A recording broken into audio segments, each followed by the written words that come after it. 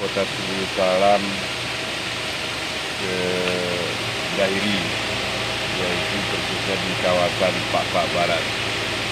Ini adalah salah satu jalan nasional yang menghubungkan Aceh bagian barat selatan ke Sumatera Utara. Dan jalan ini salah satunya adalah urat nadi untuk perekonomian masyarakat Aceh Barat dan Selatan. Jadi kondisi jalan ini sangat parah. Kondisi jalan ini sangat parah sehingga susah dilewati oleh kendaraan-kendaraan, baik kendaraan pribadi maupun kendaraan umum.